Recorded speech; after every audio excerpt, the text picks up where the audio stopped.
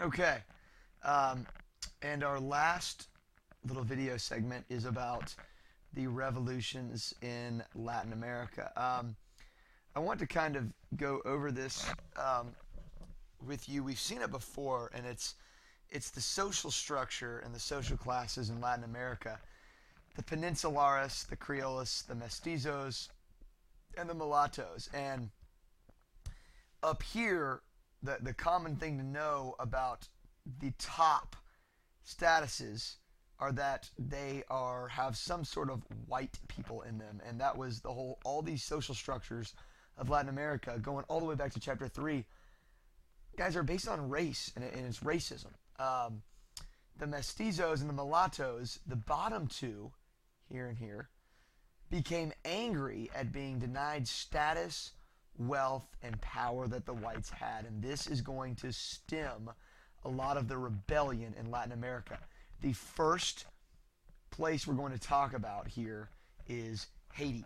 Um, we've talked about Haiti, or I've mentioned Haiti a little bit because, of course, Haiti speaks French because the French came in and colonized Haiti um, way back in the 1600s, and or maybe even as early as late 1500s. Haiti had a huge amount of slaves, guys. In fact, 500,000 slaves worked on the sugar plantations in Haiti. And not only did they work, but they were worked um, literally almost to death. They had terrible conditions. Um, the French basically made them do things while the French kind of sat back and just watched. Um, and so the local people of Haiti were very, very upset. The slaves were upset. Here's the thing that was very interesting was that the workers were overworked, that we'd know. They were underfed, but usually slaves don't rebel. It's very hard for slaves to rebel. They usually need help. Well, this wasn't the case in Haiti. The revolution in 1791, as you can see right here, um, was led by Toussaint Overture, and he was a slave. Um, he became a military general, but he was once a slave, and he was the leader of the rebels. And Haitians look at this guy as being just an incredible person for Haiti. He led the independence movement of Haiti. Um, what he does is he was a slave. He becomes free. He becomes basically a general, and he gets other people to sort of support um, the rebels against the French. Um, the fighting in this war, actually, guys, in this rebellion, takes more lives than any other revolution in the Americas. Um, and what essentially happens is, if you guys didn't notice, the rebellion begins in 1791. It lasts um, it lasts about 10 years, and it ends up being that Napoleon um, actually in 1802 tries to go back and reconquer the former colony. So as France is going through their revolution, they're also dealing with Haiti trying to revolt. Um, now, um, Toussaint leads the revolution, 1798. Unfortunately, the French army captures Toussaint, and this is actually Napoleon's doing, and it's really, really sad. Um, but Toussaint was taken back to France and basically put in chains and arrested, and he went through excruciating, from everything I've heard, um, excruciating torture, and he died in a cold mountain prison about a year after he was captured. However, however, he began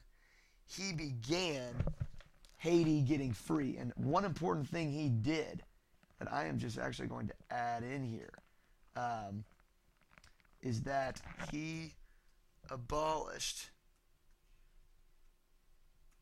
slavery in Haiti. Okay? He abolished slavery in Haiti, which was a very big deal. So he is looked at as just a great, great leader of the independence movement in Haiti.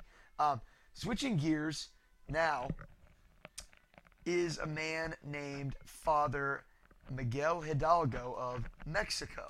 And we're going to talk a little bit about Mexico and Central America now. The slave revolt in Haiti frightened a lot of the Creoles in Spanish America, and although they wanted power themselves, most had no desire for the economic or social changes that kind of threatened their way of life. However, a Creole priest in Mexico, Father Miguel Hidalgo, he basically raises his voice for freedom. The story goes that Father Hidalgo, who was Catholic actually, he was serving over a rural, which is countryside, poor parish. And in 1810, one day he rang the church bells and summoned people to prayer. And when they got there, he had an urgent message. "My children, will you be free?" he proclaimed. This speech is very famous. It's called the El Grito de Dolores, which is right here, where he makes a speech to the people of Mexico about being free. And it called the Mexicans to fight for independence. People rallied around him. They marched around the outskirts of Mexico City. Many people supported the revolt. However, this priest, Father Hidalgo, was actually captured and executed, and then his followers were scattered. But another priest comes along named Father Jose Morelos. And Father Jose Morelos tries to continue the fight for Mexican independence from Spain, because Mexico was held by Spain for so long. And of course, that is why they speak Spanish. So Father Jose de Dolores kind of picks up this fight, and he was a mestizo who called for social and political reform. He wanted to abolish slavery. He wanted the right to vote for all men. He agreed with a lot of the Enlightenment ideals. He led rebel forces against the Spanish, but he too was captured, shot, and killed in 1815. However, Mexico finally in 1820 were able to win independence from Spain. So finally, and we'll just add this in here, 1820, Mexico wins independence from Spain. Now, finally, the last thing we're going to talk about is independence and revolutions in South America. So we'll go on down here. This is the end. Simón Bolívar is the first person that we're going to talk about. And this is very interesting because Spain essentially controls most of South America.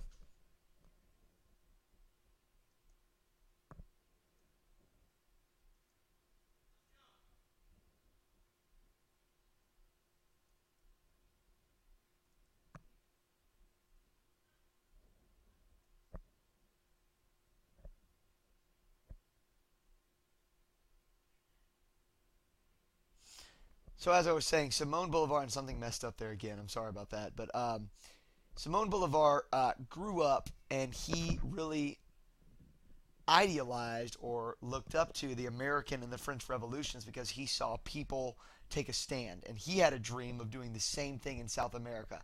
He wanted to win independence from Spain. What ends up happening is that in 1808, Napoleon, and we hear his name a lot, but he occupied so many places. Napoleon Bonaparte occupied Spain. And once that happened, Bolivar and his friends saw the occupation, the French occupation of Spain, as a signal to act, because they thought maybe Spain wouldn't see it coming because they were now worried about France controlling them. And so Bolivar leads an uprising and establishes a republic in his native place, which is Venezuela. So 1808, Napoleon ousts the Spanish king. This leads to Simón Bolivar thinking it is time to act. So Venezuela is actually established, as you see right here, in 1810. And after Venezuela is established in 1810, Bolivar says, well, I want to keep going. I want to set up what is called Gran Colombia.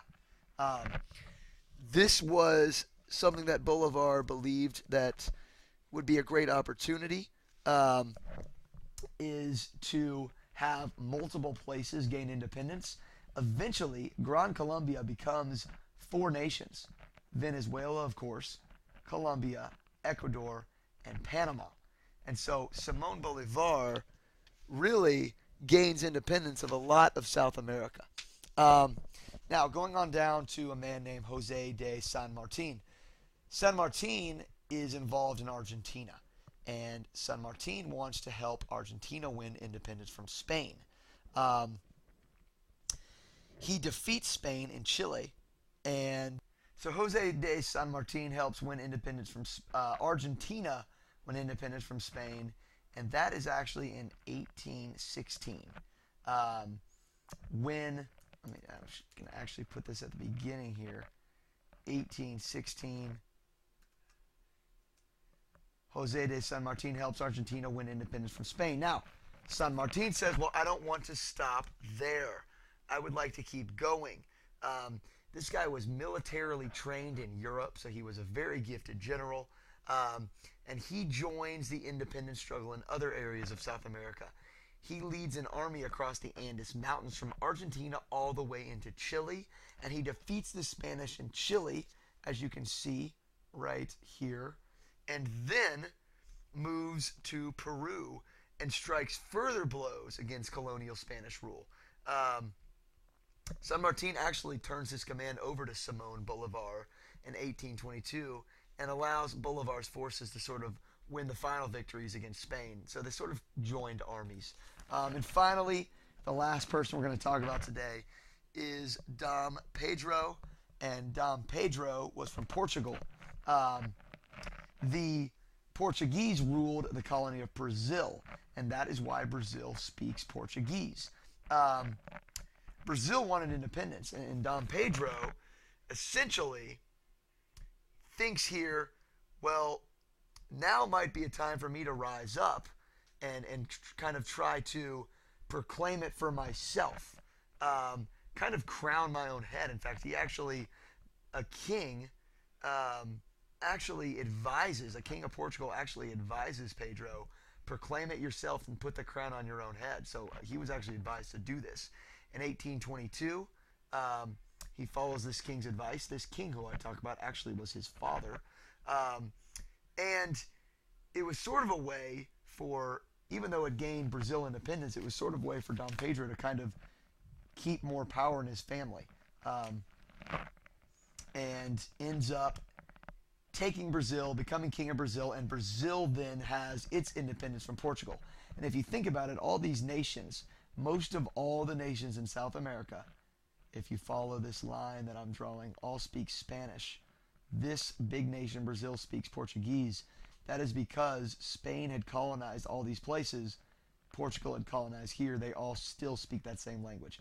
So that's going to conclude revolutions in Latin America. Again, this will conclude our flipped classroom session. We had 3 little mini videos, and I hope that this helps you. Obviously, you guys can see these because they'll be on the website, and you can go back and you can watch them over and over again and get everything down. Again, I advise you, if you still don't understand some things, please use the textbook as a resource. Feel free to ask me any questions that you may have, and we are done.